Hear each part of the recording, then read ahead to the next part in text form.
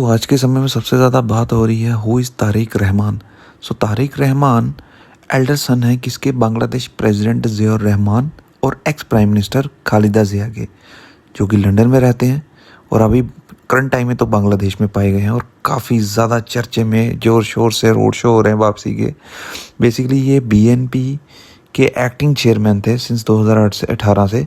BNP मतलब Bangladesh nationalist party, जिसके founder Ziaur Rahman हैं, जिन्होंने इनको 1978 में फ़ोन किया था। तो इनको जेल हो गई थी। जब इनको जेल हुई तो माँ भी इनकी पीछे हो गई थी कि भाई नहीं, अब नहीं बचा पाएंगे, क्योंकि इन पे कुछ चार्जेस लगे थे करप्शन के, वायलेंस के, और भी मिलिट्री बैक्ड गवर्नमेंट ने इन्वेस्टिगेटेड किया इसको और इनको अरेस्ट किया। और जब ये ढाका में थे 2007 में तो इनको बेल कर दिया और ये गए मेडिकल ट्रीटमेंट के लिए लंदन में। तो उसके बाद ये आए नहीं, सिंस आज करंट सिचुएशन में ये वापस आए हैं। तो इनको उस समय एक यूएस के डिप्लोमेट थे जेम्स एफ मोरेरिटी, उन्होंने इसको बोला था क्लिप्टोक्रेटिक।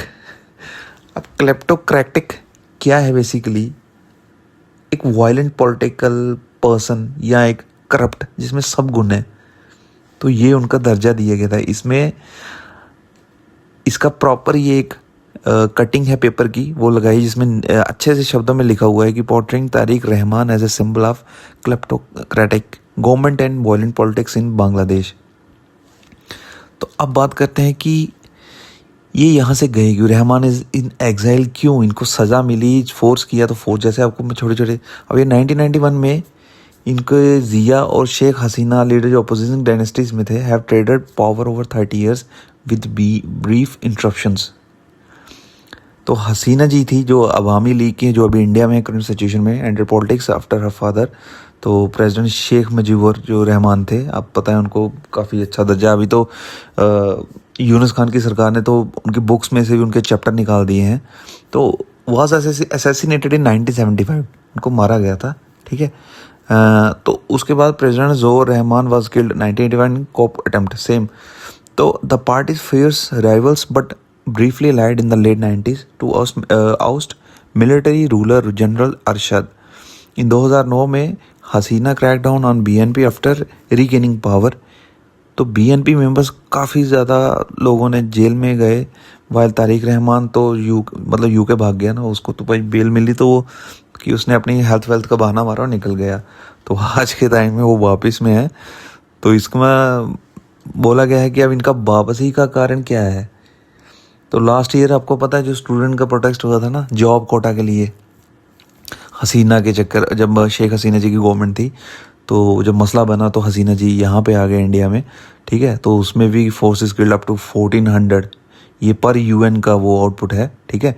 और एंगल ने इतना ज़्यादा किया कि भाई बहुत ज़्यादा किलिंग अरेस्ट हुए। तो अब प्रोटेस्टर उस समय से बाद से आप पता है यूनुस खान संभाल रहे हैं। तो अभी रिसेंटली आपको पता है जितना भी जेनोसाइड हुआ है, इन्होंने हिंदू एक बंदे को मार दिया।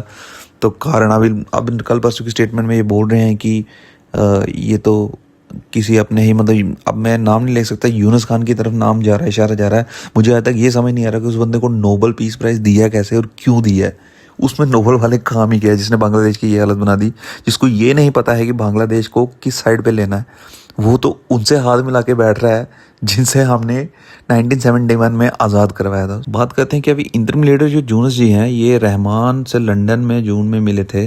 तो इनके कहने में शायद ये वापस आए हैं, या क्या चार्जेस पुट डाउन किए हैं, ऐसा तो कोई आता नहीं है। तो अब ये 17 साल बाद वापस ही कर रहे हैं। ये आप देख सकते हैं बुरी तरह मतलब सिक्योरिटी में रखा है। तो देखिए बांग्लादेश अब किस साइड जाता है, किस साइड नहीं। अभी बांग्लादेश की इलेक्शंस अगले साल हो रही हैं। अब कुछ का तो ये कहना है कि जितना भी ये अब जेनोसाइड हो रहा है, या जितने भी बच्चों को ये कॉलेज स्टूडेंट जेन जी जिनको बोलते हैं, तो जितने भी प्रोटेस्ट कर रहे हैं, कहीं ना कहीं इनका माइंड वॉश किया गया है यूनुस के कुछ शरारती तत्वों से कि इलेक्शन ना हो और जैसे फर्दर चल रहा है चलता रहे। अब बहुत सी बातें उठ रही हैं, बट जो सोर्सेज मिल रहे हैं मैं उस हिसाब से आपको बता रहा हूँ। तो अभी अवामी लीग बैन कर दी है, बीएनपी फेसेस के यही फेस आया जो लेटेस्ट है तारिक जी। तो देखते हैं अब आगे क्या चलता है। जाते जाते लास्ट में एक आज का इम्पोर्टेंट सवाल, अब ये अपने बताना है कि who recently successfully test fired the K4 a nuclear capable submarine launch ballistic missile, और इसका सफलतापूर्वक फ्रिक्शन हो चुका है। सो ये ऑप्शंस है, तो जिसका भी आंसर सही होगा मैं उसको दूंगा हार्ट। सो मिलते हैं नेक्स्ट अपडेट में, तब तक जय हिंद जय भारत।